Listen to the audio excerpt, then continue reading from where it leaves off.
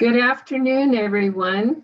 My name is Nayaswami Padma, and I'm here today presenting Yogananda's commentaries on the Rubaiyat of Omar Khayyam.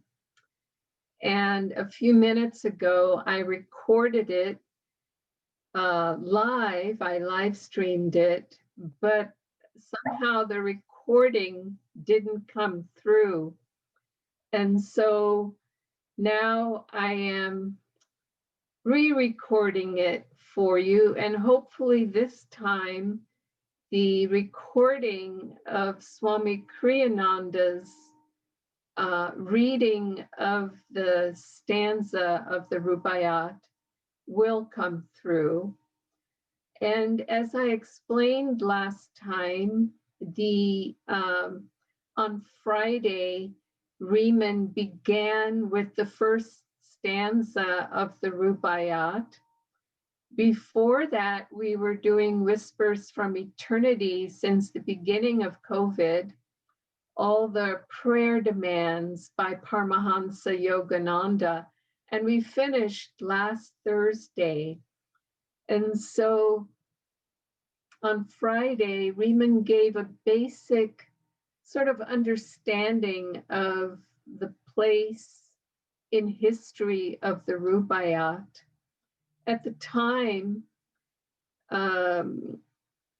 the spiritual meanings of this incredible poem were hidden because had they been offered plainly, he would have been killed for such treachery, if you can believe it. But in this time, and coincidentally, since that beautiful poem by Amanda Gorman last week at the inauguration, poetry has been elevated again, once again, with new inspiration for the meaning and message that poetry can offer, the timely message. And so the meaning and message of the Rubaiyat was quite hidden, but the message is timely because we're much more aware spiritually these days. And so we offer it to you today. And before I read the second quatrain, what I'm going to do is share the screen and play for you Swami Kriyananda's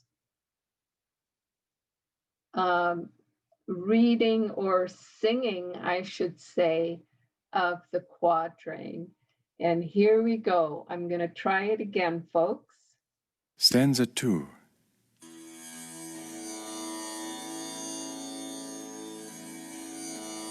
Dreaming when dawn's left hand was in the sky, I heard a voice within the tavern cry, awake, my little ones, and fill the cup before life's liquor in its cup be dry.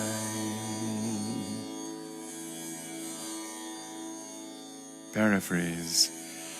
Not yet fully wakened from my sleep of delusion, and still only dreaming of the dawn of wisdom, I heard in the silence a soul call from within the tavern of intuition, awake, my little undeveloped thoughts, fill your consciousness with the wine of bliss, ere the life force vanishes from your cup of material existence.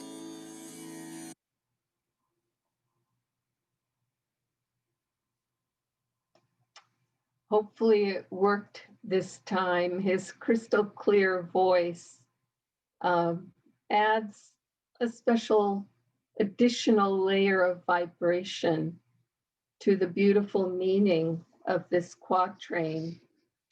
And I wanted to explain that in this book, He has the quatrain itself, and then the paraphrase, which is uh, Paramahansa Yogananda's words, the expanded meaning, which are also his words, as well as the keys to that meaning, and then editorial comment is added in not all, but to some of the quatrains, because, hang on, folks, I just lost you here. Um, because Swami Kriyananda wanted to distinguish between Yogananda's original words and anything editorially that he, Swami Kriyananda, may have added. So we know that distinction. And for today's quatrain, I wanted to add the keys to meaning. I wanted to read those to you. Dawn's left hand is the first light of wisdom's dawning. A voice is the voice of soul intuition. The tavern is the sanctum of inner peace. My little ones means my spiritually undeveloped thoughts. Fill the cup means fill the cup of life with spiritual consciousness. Life's liquor means life's vitality and joy. And cup means the bodily cup of life and consciousness. And this is so insightful for me, so helpful. I resonate with this message. I've shared with some of you that years ago I was in a seclusion, and it was very meaningful to me. I was reading, I should explain, seclusion is a time to be alone, to be meditating as much as possible, chanting, keeping the mind uplifted and the heart uplifted with spiritual reading when not meditating. So trying to keep our energy high for, in my case, I like to take at least a week at a time. And so during this seclusion early on in my spiritual life, I was reading Yogananda's writings on meditation from his original, now unpublished lessons. And in those lessons, he describes the techniques of meditation that he teaches with such inspiration and such joy. It just makes you want to do it. And I was so inspired reading it. I read it over and over and over. And then finally I realized I had to put the book down and actually meditate. We have to get past the inspirational, the almost sentimental that comes with the inspiration, into the direct experience of things. And that's what this quatrain is talking about. Yogananda used to say the time for knowing God is now. And so, not to waste our precious times in these bodies when we've found these beautiful spiritual teachings that can help free us from ego, free us from bondage, to take full advantage of this time. And it's so easy. I know I'm in what I like to call the last quarter of the game of my life. And I can tell you from direct experience that these bodies start to give us trouble. It's harder to sit up straight for long without aches and pains in the hips and the legs and the lower back and whatnot. And the mind, for some people, the mind starts to go. We become forgetful.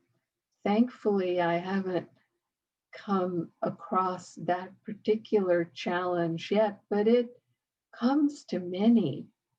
And so, not to waste time, you never know that tomorrow an accident might befall us that will hamper us from meditating, hamper us from reading, even hamper our minds from understanding. And so to take advantage of the precious moments now and live in the direct experience of divine practices and divine understanding. That's the meaning of this incredible second quatrain of the Rubaiyat of Omar Khayyam, explained by Paramahansa Yogananda and edited by Swami Kriyananda. Joy to you, and we'll see you again tomorrow.